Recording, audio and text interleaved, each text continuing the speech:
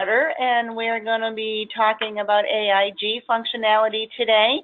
The business owner with Stephanie Cyrus, she's with me here today, and we're going to be working as a tandem team.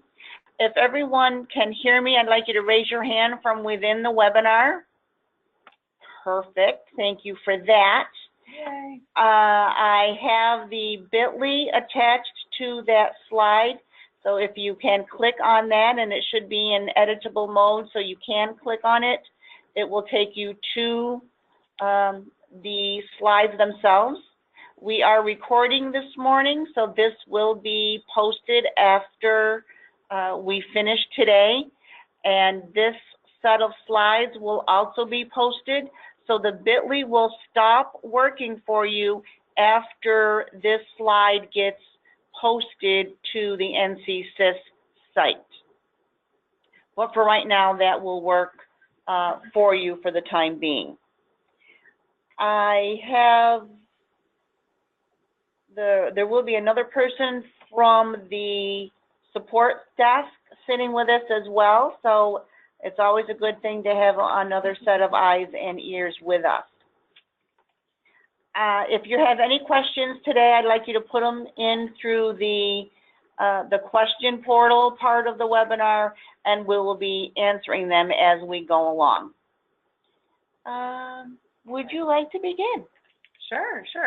So my name is Stephanie Cyrus, and I'm the State Consultant for Gifted and Advanced Programming here at the Department of Public Instruction. Welcome everyone today. We're glad to have you with us. Here are our learning goals for today. This is just an overview of AIG, the programming and the functionality for gifted students in PowerSchool. So we'll look at some things like access and roles. We'll also work through how to search for students, how to identify and tag students. We'll show you the AIG alert and where you can find information about the alert. We'll look at enrollments that are already existing. How do you modify and update that? We'll talk a little bit about transfer students. We have a couple of fixes going out in November that impact transfer students, and we'll also talk about, when appropriate, how to withdraw a student from an AIG program. And at the end, we'll look at some of the reports. And as you know, we have a couple of big reports each year, the headcount, first of which is we will be doing the data pull on November 30th. So we'll be talking about how to prepare for the fall headcount, and the same process works for the spring headcount. So we'll be talking about that, and we'll be looking at exceptions. So those are our learning goals for today, and hopefully that will capture most of the questions that you might have, okay? Perfect. I am actually going to go back one slide so some people can grab that bit.ly again. At the same time, I'm going to put it in the chat. Great.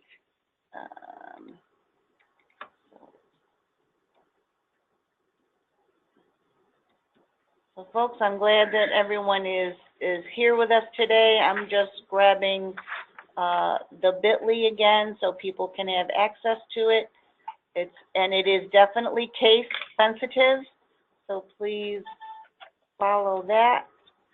And my typing skills are at a minimum this morning, I can see. Something's going on. Do you want me to try to grab it? No, it's just that all of a sudden I'm not in. It's overriding instead of inserting my text. Okay, so there's that. And let me go through. All right, so we're going to talk for a moment first about AIG Access and Roles. Okay, the AIG program information is available for view and edit for only those individuals who need the access to do so. So right now what we have is a setup where we have 3 different levels of access, and it should be based primarily on your role and kind of what you need to do. So the first level is the AIG Specialist. So I'm going to be reading from the bottom up. The AIG Specialist, generally that's your personnel who work with AIG, but not necessarily folks who input data. All right, so in other words, those specialists at the school who would need to be able to view the student information, but not necessarily input the data, that's the level of access for an AIG specialist. Then we have an AIG lead specialist. That access level is not only viewing, but also allows them to modify information on the AIG program pages. Now there is a window of time where they can do that modification, and that's within 30 days. So whenever the records are created, the person with the AIG lead specialist access would be able then to modify that record within 30 days. And finally, we have the AIG district coordinator, and they have kind of the ultimate level of access. They view and modify within any time period, so not just within that 30-day window. So whomever it is that is inputting data into PowerSchool about students, that person needs an appropriate level of access. So one of the things that folks ask questions about a lot is it the actual person who serves as the district coordinator that has that LEA access level, is assigned that role? And that may or may not be the case. You have to decide who is going to be putting in the data and then decide the type of access they need. So there may be some district coordinators out there that have other folks assigned to do data entry. Those would be the folks with that level of access. So you can also have more than one person within a district at each of these levels. So the point here is to be thoughtful about who will be accessing data, who will be inputting data, and how long do they need that access. And that will help you determine the access and roles that you assign to different individuals. Okay. Yeah. And I'll just interject that at the bottom there is a QRD for the steps to create those AIG security roles, and that should be up to date. And if that is something that you cannot get access to, if you don't find it, then definitely a ping to Stephanie and she'll help you get to that. But NCSIS should have that for us. Okay, that's a pretty big question. And I will say on this slide, what we've given to you is a shot of what it looks like when you're trying to do something in the AIG program information and you don't have the right access. You'd see it kind of looks like gobbledygook, for lack of a better word. Right. That's a telltale sign that although you may have lots of other kinds of rights in PowerSchool, you might be an administrator with quote-unquote full rights and so on and so forth, that doesn't mean that you have the security set up for AIG program information, okay? And so if you see the screen kind of in the background, that is a telltale sign that you need to ask someone to specifically set up the appropriate role and access for you, okay? That's perfectly, that is so accurate. The biggest thing that I would just say as far as the front slide, the front picture, right. If you don't see that update button, right. that is another telltale sign. Correct. So those are kind of two pictures that'll let you know off the bat whether you have the right permissions to do what you need to do. Exactly. And so if you see one of these, if you see the back slide, then that's not a help desk ticket. That is a conversation with whomever in your district is the data management person in charge, and making sure that they have that QRD and that they set you up with the appropriate role and security group, okay? So just wanted to troubleshoot that just a little bit because that has caused a lot of angst and stress for folks, okay? So outside of that, we're going to talk a little bit about that access and role setup. So. Right. So this kind of goes through a little bit of what that QRD talks about. So I'm going to kind of briefly touch on it so that you can have an idea. So in the navigation path would be going to the staff record. So you're going to look up a staff and open up the staff record, go to their security settings page, and then within the page, you're going to go to the middle tab, which is Admin Access and Roles. So when you're in that middle tab, this is where you can see what permissions you have and what group, security group you are attached to. So what we have done with AIG is that you may have the data manager group assigned to you, which is what the yellow box is showing you. But within that group, you have different roles set for you. So it's kind of like you have this big hat for your LEA, but underneath your big hat, you have little hats of different roles of what you do. So we are adding multiple roles to your security group. And these particular roles now are going to be AIG Access roles. So once you have the staff record open, you go to the security settings page and you go to the admin access roles tab. You are then going to click the word add in that bottom picture that you see, and it will take you to, let me go back one, that will take you into the place where you can add the AIG, whichever role you need, whether it's the lead specialist or the coordinator role. Because people can have more than one role in addition to what security group they're attached to. So that's kind of the big picture of where to find those roles and how to do it. Once that is in place, then we can start talking about working with students. Correct. So right now we are in PowerSchool. You have all the permissions that you need, and we're working from the start page. So this start page, whether you're at the school level or at the LEA level, you can search for students that have some kind of AIG status. So the actual field name that we look for within PowerSchool is listed at the bottom of that page, of that slide. If you don't feel like typing all of that in, or you don't remember what that is, you could click the View Field List that is a link on that front page, and that's what that little picture is in the forefront. You can type in the words under the filter AIG, and it will highlight all of the fields within PowerSchool that are related to AIG. And when you click that, it will pop that into that search field. So that search field in our case is S_NC_AIG_X.AIG_status.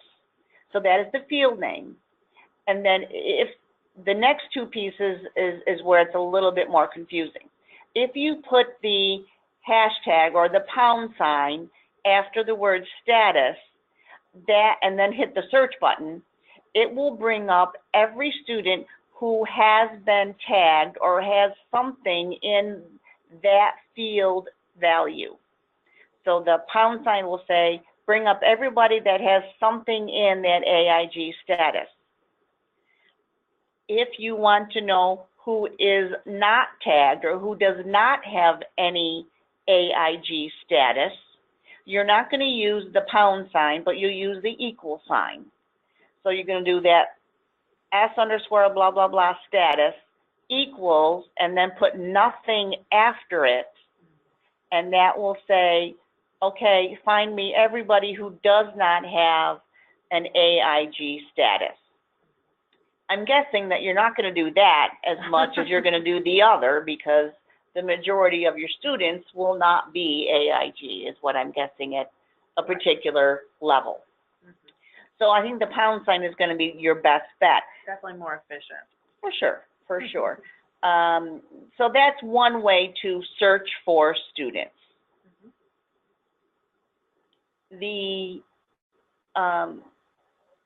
other way, or the next step, I should say, in identifying or tagging students is once you find a student, maybe you don't need to search for them. You know what student you want to work with.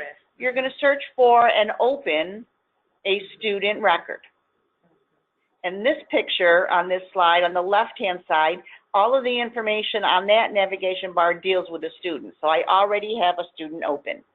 And on the underneath the information area, the very last option is called AIG Program. And if you don't remember all of this stuff that we're talking about, there's also a QRD for that.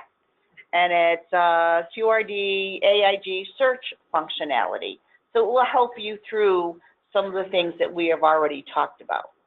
So when you click on the AIG program link on the left, you should see this type of screen minus all the little black spots. There you go. And it has 3 different tabs of information there. There's the current status, program services, and identification evidence. The one that you see automatically when you come to this page is the current status page. Do you want me to? I would love to have you do that. So once you've gotten to this point and you have a student that you need to add program information for, let's say this is a student who has just gone through the identification process.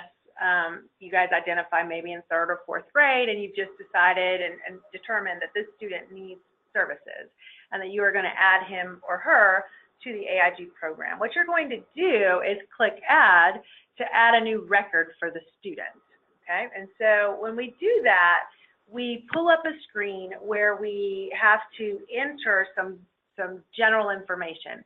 And so on this program screen, the school name should auto-populate. If it's the first time in a new record, that should auto-populate for you.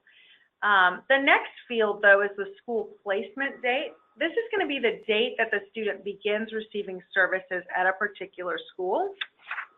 And then the AIG identification. And let me just stop for a second and tell you that the school placement date, really you just need to be consistent with what you use as the school placement date. Some districts will use that kind of start date as the date that their paperwork is all signed. Others use the start date as the date that the services actually begin. What I would encourage you to do is be consistent. That's just a programming note that needs to be consistent, but that is not something that we here at DPI regulate. That is something that the LEA decides. So you have a school placement date, and then you have an AIG identification. So let me just say that, well, let me hold that thought. We'll go ahead to the next screen, and then I'll come back. Okay. The AIG identification, right now we have 5 different identifications that are available for your use, okay? We have academically gifted, and we have intellectually gifted, all right? And so then we have folks who are only identified in one area, so academically gifted in reading or math. If there's only one area, you would use the AM or AR. The academically gifted, the AG label is for the district to define. That was previously used to mean both reading and math. Now the district has the opportunity to decide what that means. As well, you have AI, academically and intellectually gifted, and again, that is district or charter school LEA defined. And then you have intellectually gifted. Okay, so you would have to choose one area, and then you're going to click submit or cancel if you realize that you have made some sort of mistake. I would encourage you to look specifically to your local LEA, your AIG plan, and that will help you determine what identification area to use for a particular student. Okay? Now, once you've done that, your student will now have an AIG alert button. And so we wanted to show you what that alert button looks like. We are really thrilled that the alert is now back in Power Teacher. We had it in Power Teacher a couple years ago. Something happened and it didn't come back. But now it is back available in Power Teacher, and Jackie's got the arrows to show you the student backpack that's that top icon, you can see that AIG, the teachers could see that there was an alert for the student. Now there are also alerts for English language learners and EC students, and if you look at the bottom, there's now a QRD that exists to show you kind of how to use that and what that means, but it also is still in the administrative side as well. So we are thrilled to have that alert button back. We know that classroom teachers are the ones who really need to be able to see which of their students are identified as gifted. Right. So you only see that AIG alert button after you've selected a student and looked at their schedule per se. So that's one of the screens. So it does not show on a roster of students. Correct. Which has the AIG. So you actually have to open the student up per se in Power Teacher to see that AIG alert. You've got to go to that knapsack. For a particular person. Right. Yeah, because the knapsack kind of lets you do other things as well. You have to actually pick the person after you go into the backpack. Gotcha. And I think, they all get that part. So I think we have a question. I do. Is there a way to unclick that button? For example, when a student moves from another district in NC but does not meet our district criteria, the AIG alert? No. So the easy answer is no. That's not kind of what you do. There is a process for that, and if you'll hold your question, Kim, we're going to come to that. We'll talk about what to do when you have transfers, okay? But you can't just unclick that button, and we'll talk about that in a little bit. Thank you for that. That's a great question. All right, so we're at a point where we want to look at other functions, okay? And so what other things can you do besides adding a record? And so with the right access level, you can do these three things. You can delete, modify, and withdraw. And so we're going to look at each of those things and look at a couple of scenarios, and we'll talk those through. Okay. Trying to get my mouse in the right place. We're all good. No problem. So the delete is the first one here that we're going to walk through. So once you have a student record that exists, what you would do if you needed to delete that record is you would go to the search for the student. Right. You would click on their AIG program information, and that's true for any time. Like, so when you want to make a change to a student's program information, you always have to search for the student, click on their AIG program information. You will see these three tabs. You'll see the current status, program services, and identification evidence, and you should see the current school, and then you should have an update button. Now, just a quick aside, if you are someone with AIG specialist access, you do not have an update button. You will never have that because you only have viewing access. So only the AIG lead specialist or AIG district coordinator will ever have this update button, okay? But once you click the update button, you can choose a couple of different functions, and one of those is delete, okay? So go ahead. When would they delete? Great question. So delete, I want you to think about this. You only delete the record if it was just an accident, that you entered the record for the wrong student. Maybe there were two Stacy Adams, one Stacy M and one Stacy P, and you entered the record for Stacy M when it should have been entered for Stacy P. So if it's just a record that somehow we just made a mistake. Human error. Human error. We created a record for a student that never should have had a record. That is the only time you delete. All right? So that's why it's a good thing that it has the confirm down there. That's right. So once you hit delete, you have to also hit confirm or cancel. Sorry. There we go. Yeah. So that's the only time you're going to use the delete button. Perfect. Okay. Now, sorry, were you going to ask? If the current record was entered within 30 days. Okay, that is, and let me just speak to that. if you created the record and within 30 days you realize that you've made this error, the AIG lead specialist could be the person who undoes it or deletes the record. After 30 days, it has to be someone with that district coordinator level access. And that's pretty important. It used to be that you didn't have that access at all. You had to send those requests to us here at DPI through a help ticket, which is crazy. So now we have the access that you can do that yourself. At least for the 30 days. 30 days, and then it has to be the district coordinator who does it after 30 days. Cool. Okay. All right, perfect. Thank you. All right, let's look at then modifying or updating, okay? So again, you go through the student search process, click on AIG program information, and now you see the 3 tabs you want to update. So here, this is a situation where the most common, I think, example is if you had a student that was originally identified as maybe academically gifted in math. And after a year or two, and you collect additional data, you realize that this student now also meets your qualification criteria to be academically gifted or academically and intellectually gifted. So you want to add a new record. So what you're going to do then is add a new record that shows that new identification. Is the next slide that? I think, yeah. So I guess the important part here is in order to add, we have to update first. Correct. In order to add a new record or edit the latest record, you must click update first. And I think that is a little bit, you have to know that part. Because it's not intuitive. It doesn't say add any place. That's right.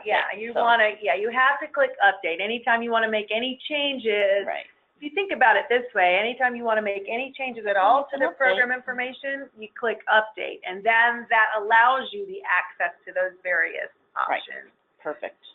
Right, and so again, there will be a school, you'll have to enter school name, school placement date, AIG identification, and you can make those updates and change it that way. So you can add a new record, or you can edit the latest record. Let's say that what you meant to do was create a record that was for a student who is academically gifted in reading, and you selected the wrong identification. Then you can edit that latest record instead of adding a new record, right? Because what we want those records to show is a really accurate historical picture of the services the student was receiving and when they began and when they maybe stopped. So, so those are the kind of couple different situations. Or the date was, you had the wrong service start date. Yes, if you had the wrong service start date. So again, the edit latest record is different from delete, because delete, you just made a mistake and that never should have been there. Edit means, yes, this child is gifted, I just made a mistake in the data entry somewhere. And so that's when you do the edit latest record. Cool. Okay? And so that highlights that for you. Right? Perfect. All right, now this is the sticky one, and this speaks to your question, Kim. What about withdrawals? What if we need to withdraw a student from current enrollment? So the way that is handled is, again, through an update. Once you've searched for the student, click their program information, you've got the opportunity to update. One of the choices is withdraw. There are only 2 reasons that you can withdraw a student. One is a parent request. The other is they do not meet your LEA criteria. So I'm just going to say here that if that's the case, then you update and then you click the withdrawal, you enter the withdrawal date, and you enter the code, okay? That is what you do. That is for a student who was always in your LEA, right? So that record, in other words, must belong to you, all right, if you're trying to modify that data. All right, so we'll talk in just a moment about how to withdraw a student who came to you as a transfer.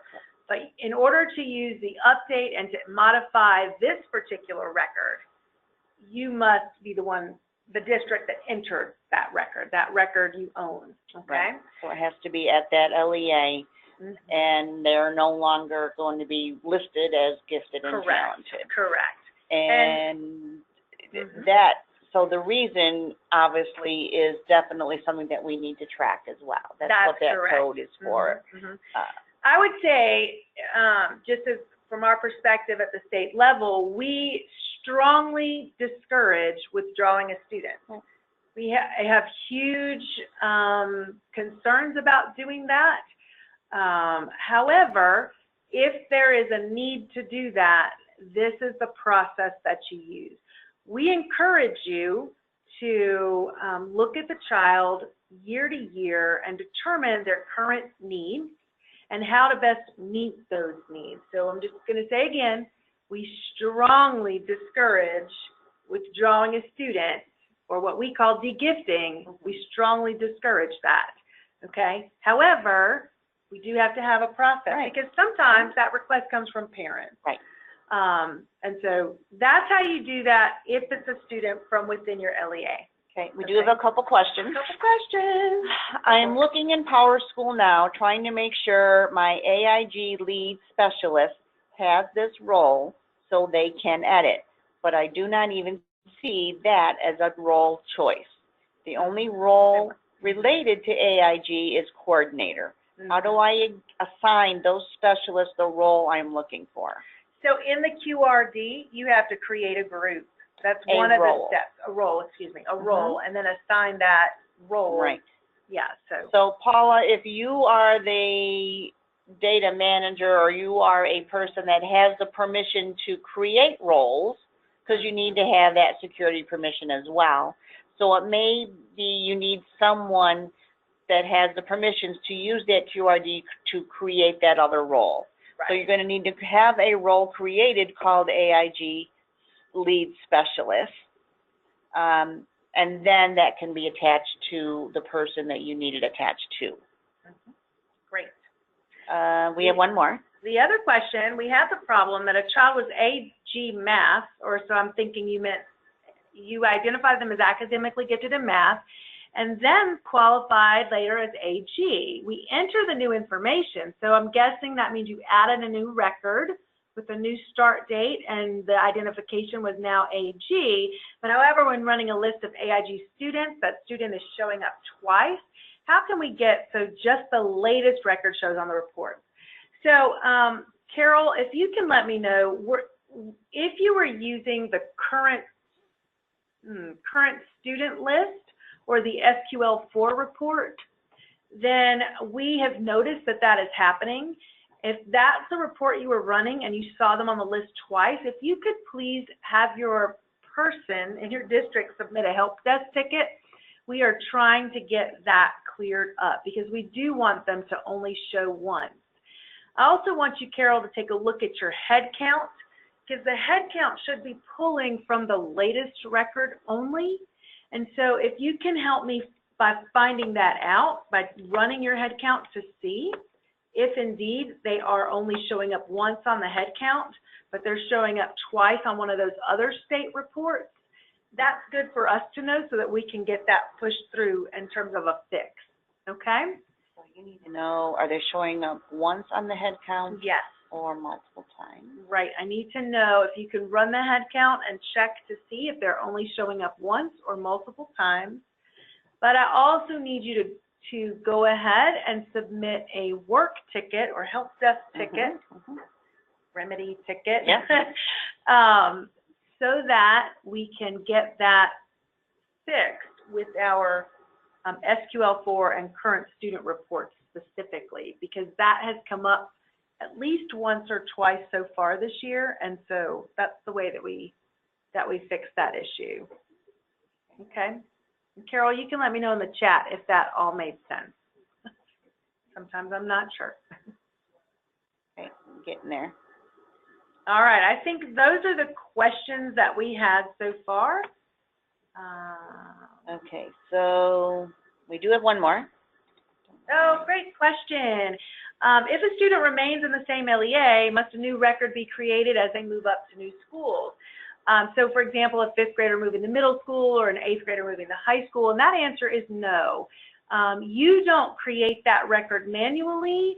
that should be automatically happening in the EOY process. So what you will notice, Carrie, is that if you are the receiving, for example, if you're at a middle school and you're receiving students, what you'll notice is that a new record was created on July 1 of whatever year, and it will show that now they are at the assigned middle school, right? So, for example, if you were in Asheville City and you had a student who moved from Vance Elementary to Asheville Middle School, you would get, on July 1, you would see a record that now showed Asheville Middle School as their school placement date. So you would see July 1 as their new school placement date. Everything else about that record should remain the same unless you go in then and edit that latest record, okay? But that happened a couple of years ago. Actually, it was July 1, 2015. It caused a little bit of a stir. We didn't know that was happening, and it happened. So, but that is an automated process for you at this point, okay? So in the EOY, that happens. Cool. We do have one more question. It says, hi, I am the lead specialist, and I have these roles, but the specialists in the schools also have this ability. Is that okay? I think I understood you to say that that is a district decision. That's correct. So Kathy, I would just examine, do your specialists in the schools need the ability to access and edit records, or do they just need to be able to view? Okay, and so that is absolutely a district decision. Some districts, only the data manager puts any data in. In some districts, it's the AIG specialist who has all of the data entry. So depending on how your folks are utilized, that's when you should decide what type of access they should have, okay? But definitely is a district decision, okay? Will a recording of this webinar be posted somewhere soon? So, soon is such a relative. Exactly. So, yeah, when we're done today, it takes a little bit for us to get it out there, but you will know that it is posted. You'll see it in the Friday bulletins. It will let you know what new stuff has been posted. Or you can always just go to ncsys.org site and do a search for it, but everyone will know through the Friday bulletins when they do get posted. Okay, I do have. I responded to Carol, and then is the correct QRD to establish rights and roles? Was this not a DPI pushed established role? No. I do not believe it was pushed. I think it has to be created LEA by LEA.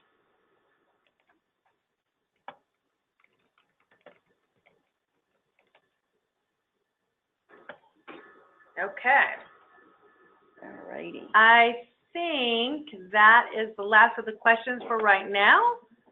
But don't worry, we will stop again and continue answering your questions as they come in. Easy for you to say. Yes, or not. Transfer students. So when a student is transferred to another LEA, that data really should go with them in the transfer process.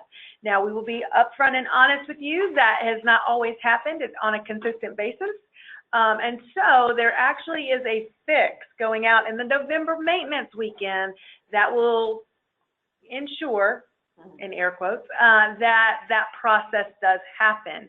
So say you have a student from Bladen County who transfers to Wake County, then that student on the enrollment at the new school, when that transfer process happens, a new record will be created using the old data. So the identification stays the same, but that new record is created that shows the new school that they've just enrolled in, as well as the date of enrollment, okay? That will show up as the school placement date.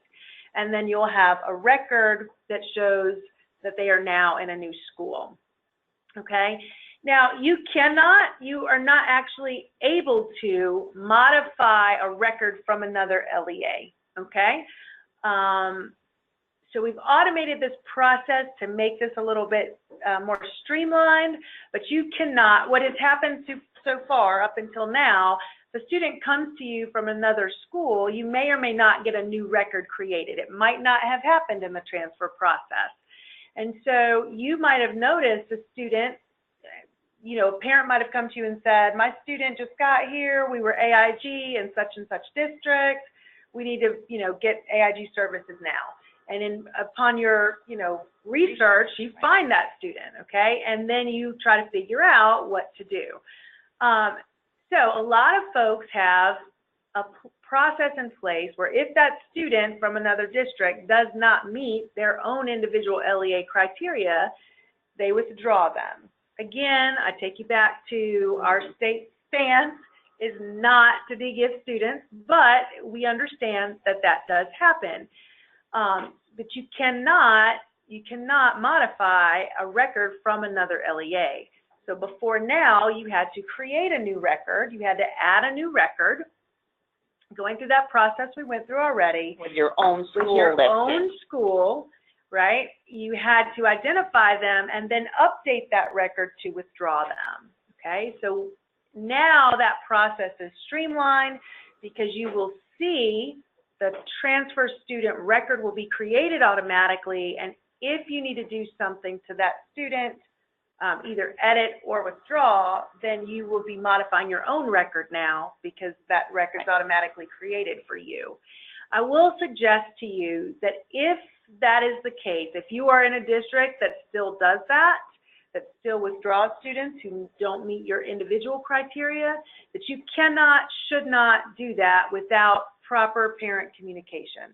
You do not just exit a student without having a conversation and at least letting them know what is happening, okay?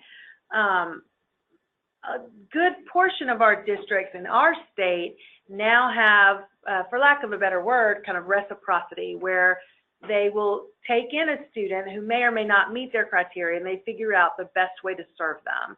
And that's what I would encourage you to do, is figure out what's the best way to serve this student, okay? And the slide you're looking at now shows you an AIG student before a transfer. And so notice that student was in Asheville, and then notice that after the transfer, you've got the new record created that shows the new school. The date of the transfer down here is the 10/25/2017. Notice that the identification remained the same. You see the alert button there. That's what will be happening after the November, what I believe is November 10th, but or something, November maintenance weekend. If it's not happening now. So it does Correct. intermittently happen. Intermittently. Yeah. That's the word. That's a good word. So the other thing is now you have the ability to go in and do that update, whether Correct. it's withdrawal or edit. Correct. So we'll stay here for just a second. I want you to notice that you can see here a historical record. Our goal is to have a clean historical record so that we can see, you know, where the student has been and what they've done. Notice too, under the AIG program information where you see the alert and you see where it would be student name and grade 10, notice that it says initial identification on 2/9/2011. That is a fixed, it's kind of a fixed quantity right there. It matches your initial, like the very first record that was created for a student, you'll notice down there, was at Isaac Dixon Elementary on 2/9/2011.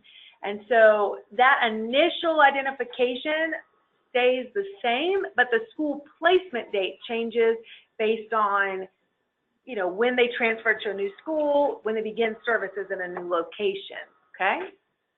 So we see the historical record, and that's a beautiful thing. It took us a long time to get there. That's awesome. But it's beautiful. Just beautiful. All right. There are two other kinds of updates that you can do. These are relatively new pages, and we are very excited about. The first is the Identification Evidence tab. So once you have searched a student, you have gone to their AIG program information, you click Update, you can, don't click Update, you can see the other two tabs, okay? Those tabs across next to current status, and one is identification evidence. You can use this tab to create a record that shows all of the criteria and assessment data you utilized to identify this student. So you can enter here, if you did a screening assessment like the COGAT or the INAT or the InView, if you use an achievement assessment like the OLSAT, or you use the EOG scores, whatever it is you use to identify this student, you can enter that data here, okay? And that is supremely helpful because that transfers with the student everywhere that they go. So we can see a record of, this is the identification evidence that we use. And if you have new data that suggests new identification, you can enter that as well. You also have a button you see to run the report, and you can run a beautiful little report that shows all of that evidence on one page and does have space for signatures. If that's something that you shared with parents and you wanted them to see and you wanted a conference about, you have that opportunity, okay? Similarly, we now also have a program services tab. You see the two buttons, create a new plan and run the report. When you hit create a new plan, you can enter in all of the services that the student will receive in your setting, in your school. So this is really fantastic. It can be used as your differentiated education plan. All AIG students should have a DEP. And if you're in a district that has gone through some kind of struggles with creating a DEP, or if you're thinking and trying to find a way to automate the DEP process, this is it. This is like the no-cost solution for you. You can enter this information here. When you run a report, you see all of the services, and again, there's spaces for signatures. So it's really a nice feature. Let me just say that there is no expectation that you will use these features. We built these for your availability and use, but we do not require them. I encourage all folks to maybe consider starting with this year's cohort of 3rd or 4th graders whenever you identify, to enter that information so that they have it, but not think about trying to go backwards and enter it in for all of your currently identified students, but maybe starting with this group. So that's a thought, not a requirement, not even a request, just a thought, okay? So you have that opportunity, and these are great tools to use. All right, so generating AIG reports. Again, PowerSchool is the authoritative data source for AIG data. We do, let me just say, we use this data in 2 separate ways, and they're distinctly different.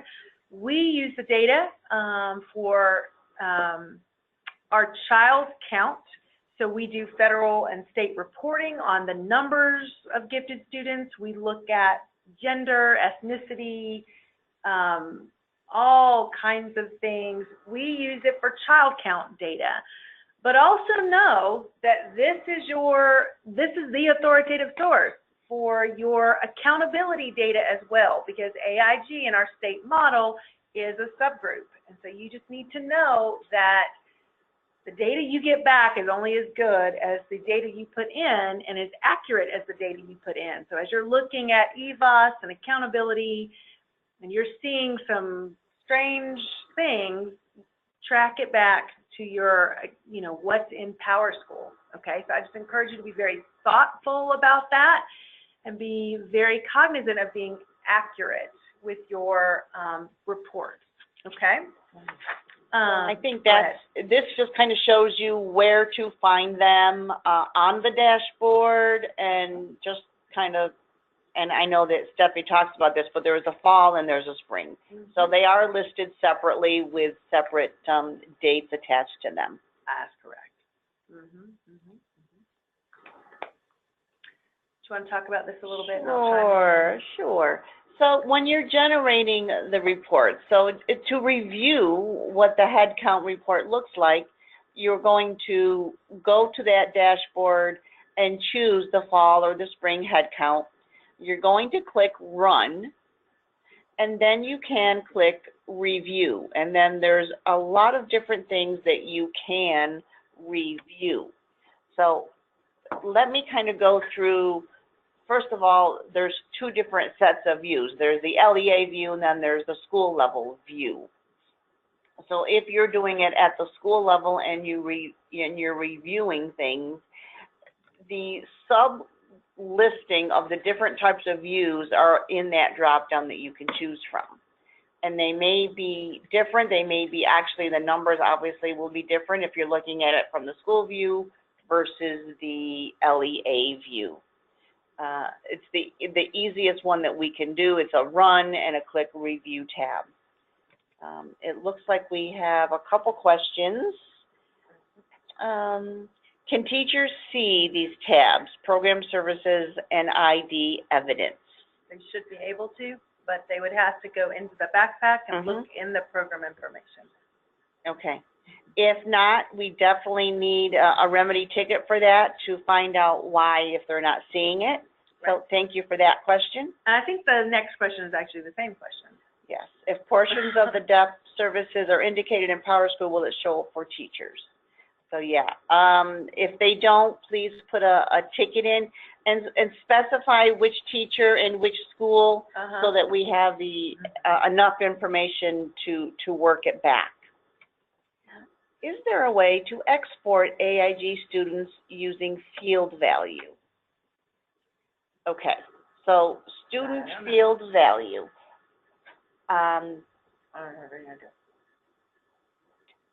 Export. You can do list students, and if you can do list students, you should be able to do an export from that list.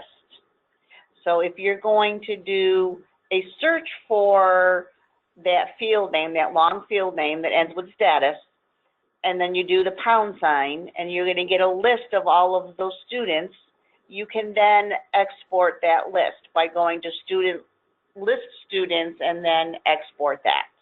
So yes, the answer is yes, you can. Awesome. I'll put that in here.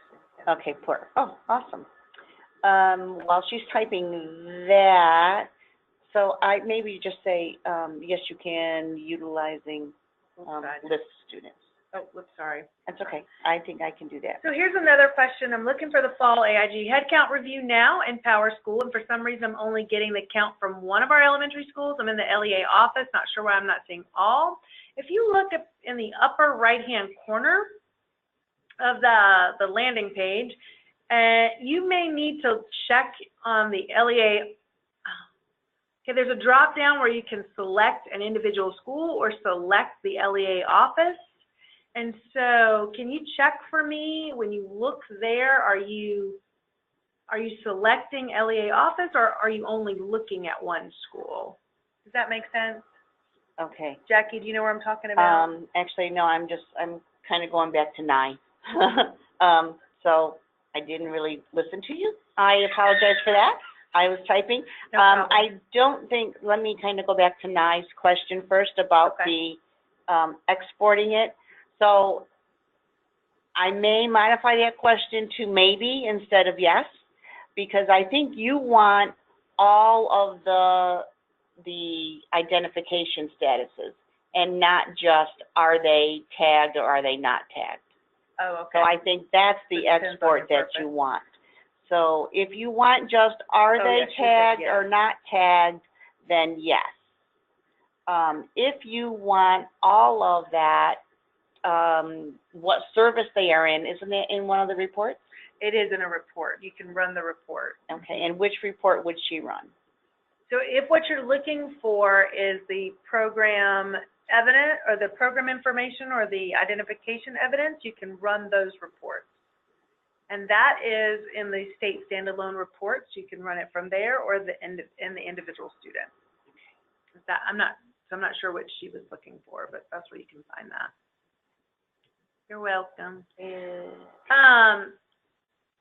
Okay. I'll go back to Paula's in just one second. Okay, hold on, Paula. We're going to go back to that question. Yeah. She has selected the LEA office, but she's only seeing one of her elementary schools. Paula, it may be that only one of your elementary schools so far has actually run the head count to begin the review process. I'm going to check in. So they need to do, the school needs to do it first before you can say to the LEA level. That is very true. So since we're talking about the head count already, let me just share with you kind of a process to think about as you are preparing for this data poll, okay? So can you go back one slide, Jackie? I think I can. Okay. So what you're wanting to do is you're wanting to run the head count at the individual school level first, okay? Each school needs to run the head count and thoroughly check their data, okay? If there are any errors, any changes, any issues, when you run this head count, it is a kind of a snapshot in time. It's a frozen static report. And so if you, after doing that, make changes, you have to actually run that head count again to capture all of those changes. So you need to run it, check everything, rerun it if changes were made before you can click the approve button. And that has to happen at each of the schools before you do it at the district office. And so really want you to encourage your folks to be starting this process now, okay? And so, starting this process soon. And you can, November 15th is the date that the window actually opens. That's the earliest you can do the approval part. You could be running that head count now and cleaning that data now, but November 15th is the day that the window opens.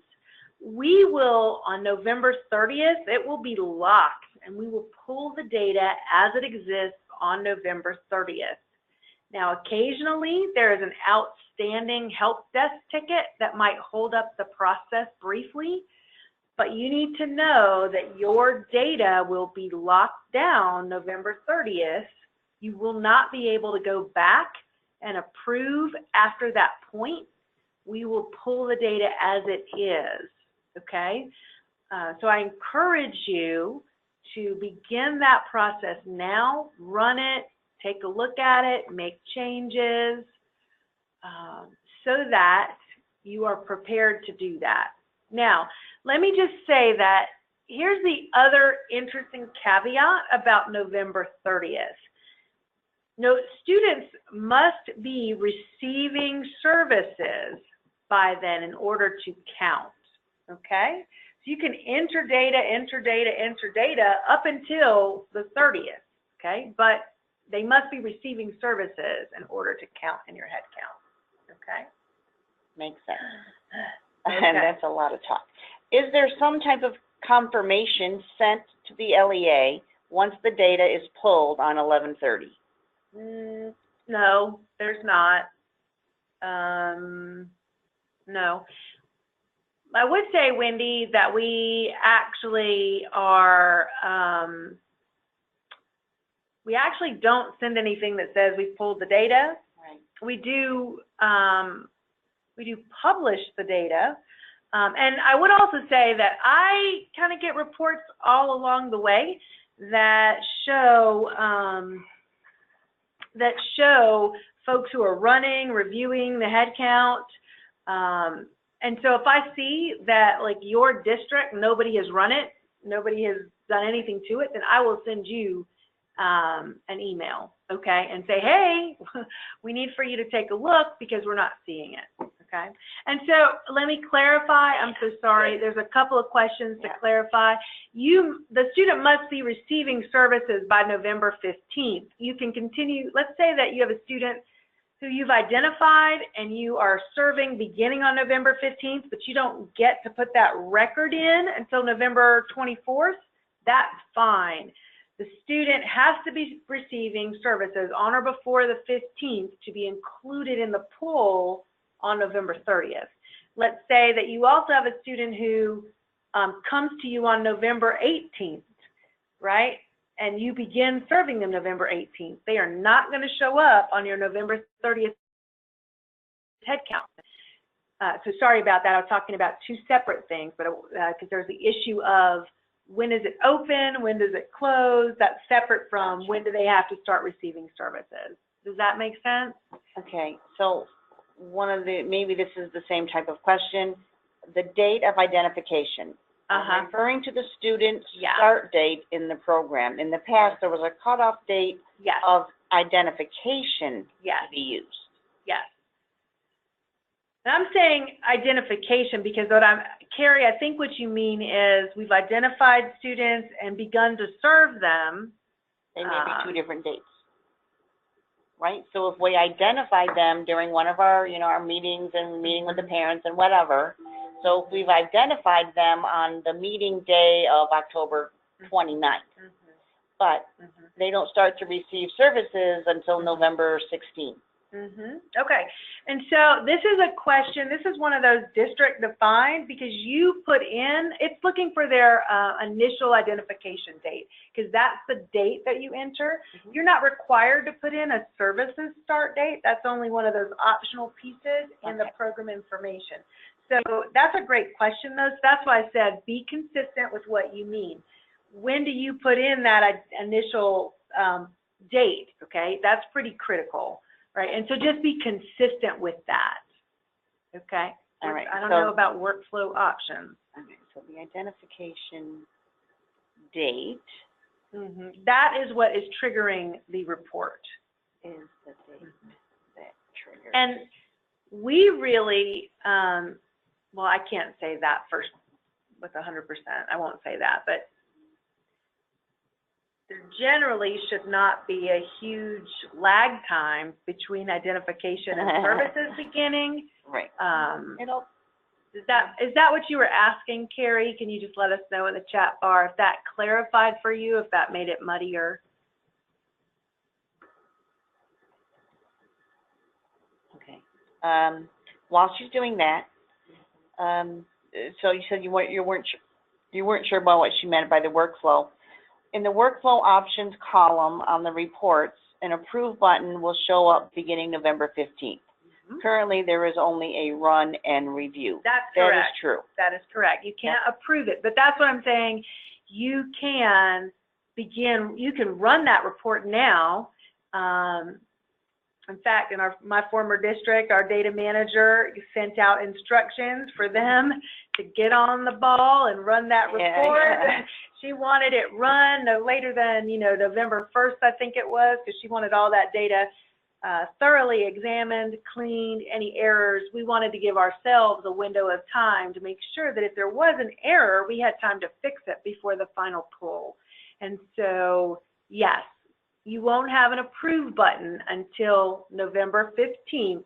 That's when the report window opens. Okay, and I will say, if you find a mistake, you can unapprove, fix the mistake, rerun it, reapprove it. Right.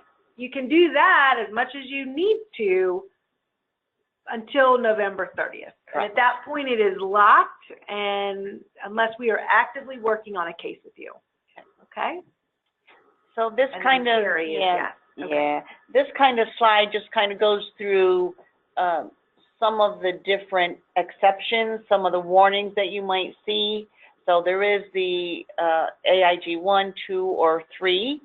So if your students are missing some demographic data that it definitely needs, maybe it's date of birth, or if it's ethnicity or something that it's looking for, it may come out here as a warning. Previous AIG students, so you might definitely go through all of those exceptions. So when you choose the category of AIG exceptions, when you're viewing your information, definitely look at all AIGs 1, 2s, and 3s. So because they're warnings, does not stop you from approving it. It is just a warning telling you, go back and take a look. The AIG 2 is actually information. So it is not going to, again, stop you from doing the approval. The only thing that stops the approval are fatals. So if there are such things. So I know that Stephanie did talk about this. The school can correct errors and review the warnings. School approves their head count for their school, and then the LEA approves for the entire district. Okay, she's Let me telling me also that just she say, wants to let me also just say that if you do have a number 3, if you have a duplicate registration, the only way to fix that is with the help desk ticket. Right, because that means, a duplicate registration. That means there's a duplicate record. And oftentimes, you can't see the duplicate. On your end, it looks like the student's only on the head count once. Okay. I cannot describe it. It's been called a ghost record, all kinds of other things, but that is a ticket that I need to know about ASAP.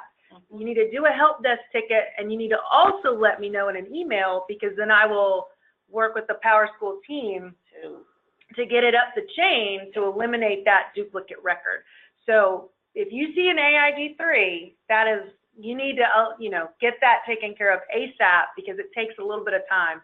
It's a special kind of script. Right. So between November 15 and 30, if you're getting an AIG 3 and you put the ticket in, you also need to call the support desk and say, this is my reference number.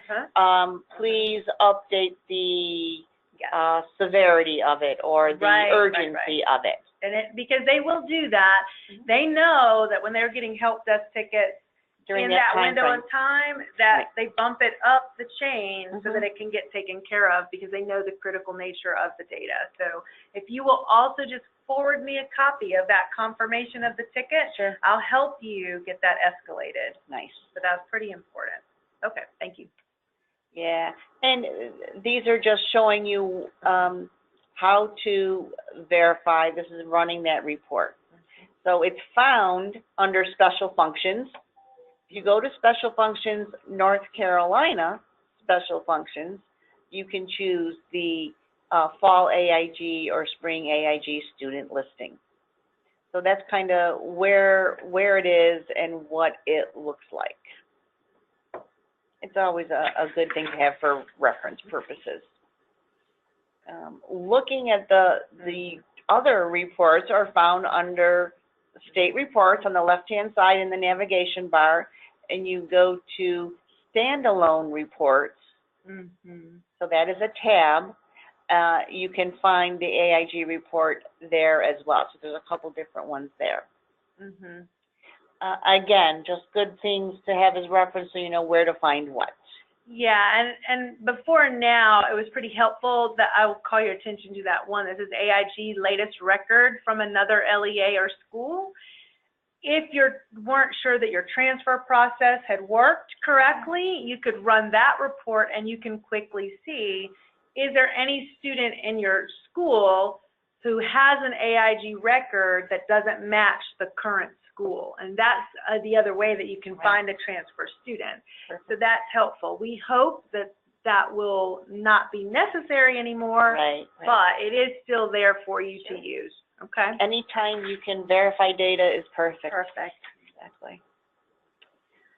Okay, so we've gone through a lot of stuff, and we've kind of showed you different QRDs. This page simply just lists them, hopefully all. I didn't miss any through the other steps, but I think I've included all of the resources that we had listed throughout the other slides. They should be clickable as well. If there is anything that we need to add to these slides, if you found some other QRDs or some other places of information that you have found useful that will help your other LEA cohort, your friends and neighbors, let Stephanie know, and we can get this updated. But it will be definitely posted. So this webinar is called AIG Functionality. And that is going to get posted to NCSIS. And I will say that others that are older will get archived, so that they're never going to, you know, disappear, but they're not going to be as visible. We want to keep just the most current stuff on those pages. And I will send out to the coordinators, I generally send out to the coordinators when it's available on NCSIS. I will send you an email to say the most recent update regarding PowerSchool and AIG functionality. That webinar is now posted. I'll send you the link and let you know that it's posted. And it's also available through the Friday bulletin. Yes. Yeah, for those of you, because we know we've got a mixed audience today, Correct. so we want to make sure you know where the resources are. So just a final note, for student to be included in the fall 17-18 headcount, their start date must be on or before November 15th. That same thing is true in April when we do the spring headcount. On or before April 15th, they'll be included on the April 30th data poll.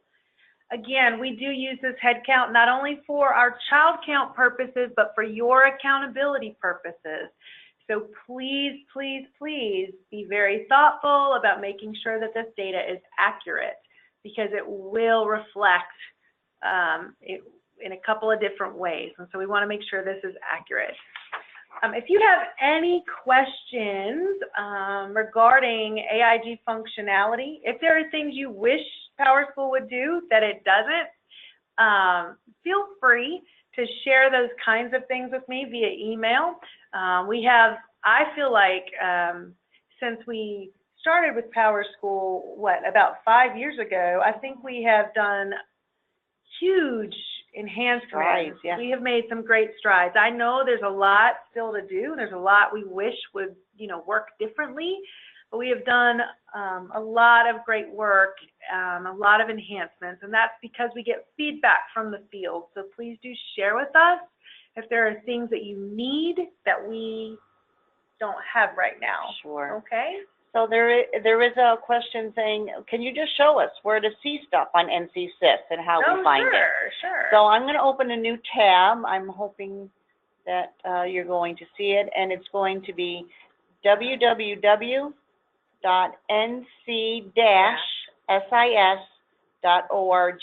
and I'm just going to hit enter.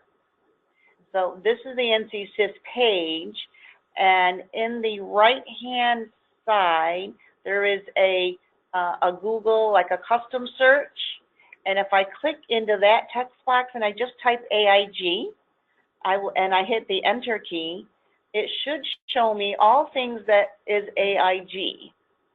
So some of these obviously are older. So this is May 2015, April 2014. So you'll be able to find new stuff. As we post new things, you should see it with a new date. This actually shows you, I'm sorry to do that, I wanted to see just this last line. This should show you the actual URL or spots where it actually lives. And that is where you're going to find the newest one that we're just showing today. So I'm hoping that will help a little bit. The other thing I can tell you as just a little tip and trick, after you do that search and you want to go back to NCSIS, use the back button. There is no other way to get back to this page after you do a search like that. Can you also go under training? We can, and that's the other thing that we're going to talk about. That's awesome. We work so well together. I know, we should do so. Under training, you can always look at the calendar to see what's coming up. You could look at presentations that have been done. So this would be a presentation. You could look there. You could look at recorded refreshers. So this is where our recording will live. So it will be there. So I'm just going to click on presentations for the moment.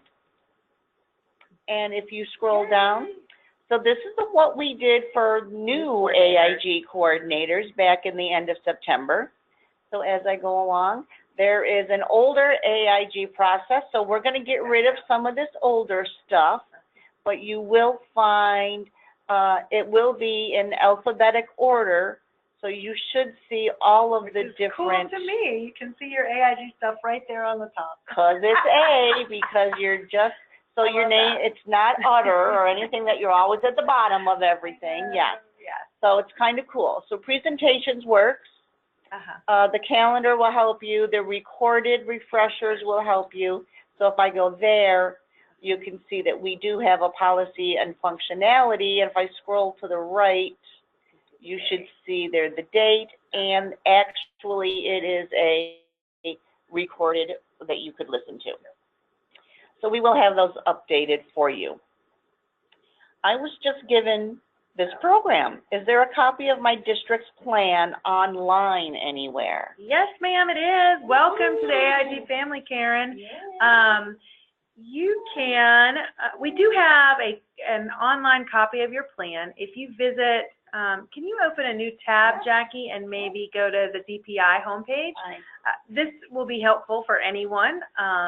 Just the ncpublicschools.org. Not if they can't type. Okay. You go to the NC Public Schools page and you go to, I'm under departments. If you'll look at departments, you see that middle, yep. You choose Advanced Learning Division, so it's the fourth one. And this is our division homepage, and you'll see on the left-hand side all of the areas that we are responsible for in the Advanced Learning Division. But the second tab is Academically or Intellectually Gifted. So if you click there, you will see we have several pages. One of them says Local AIG Plans, and if you click that, yes, ma'am, you will have a drop-down menu, and you could choose to look at any district in the state or the charter schools with an approved AIG program. So that's the fastest way, I think, to get a copy of your district's plan. And Karen, if you'll just email me, we can have some discussion and kind of get you started with lots of other pieces as well. Okay, so I'm going to put my email address in the chat, in the answer box for you. NC Public Schools. Yep, .org. ncpublicschools.org. Departments. Advanced Learning. Thank you. And then you can choose AIG. It's spelled out, but AIG.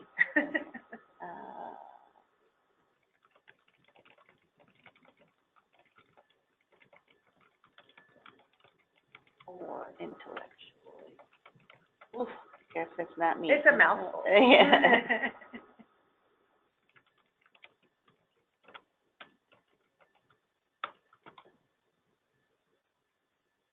And then local. Local AIG plan. And you can look at any plan in the state, which I think is pretty cool. To be able to go take a look and see what you're doing. Perfect. Compared to folks around you. Yeah. Okay. Okay, so I did go back to the last slide, so you do have Stephanie's address to get back to her. The very last item, if I can get that black line to disappear on me, is where you can enter a ticket. Now, not everyone can enter remedy tickets. That's correct. I can't even enter a remedy ticket. So it has to be either the data manager or the LEA coordinator or your Power School coordinator, whoever wears those type of hats. So I just wanted to make sure that you guys were aware of that. It is 11:19. Oh, we do have a question. Good job. We are not listed. Does that mean our school doesn't have an AIG program? I would say that depends. Let's see, Renee, if you're in a charter school, that could possibly mean that you do not have an AIG program. If you will email me, Renee, then I can try to help you find that out. Every LEA is mandated to have an AIG program, but if you are at a charter school, that is absolutely optional. And so right now we have about 18 to 20 charter schools with an official AIG program. And if your name's not in the drop down, that means either they have not submitted their plan yet, Or maybe it means that they don't have a plan. So if you can email me, I can kind of help you figure that out. Okay. Okay. There's a couple more. I think she's just trying to let me know that. I don't think that's a question. Right? Okay. Okay. Yes, and Renee is a charter school.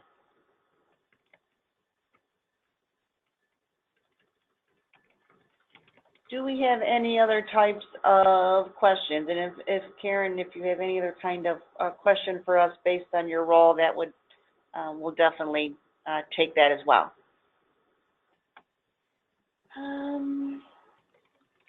11:21, we did pretty darn well. We did. A little bit earlier. I mean, we are definitely can stay on if we have other things that need to be talked about.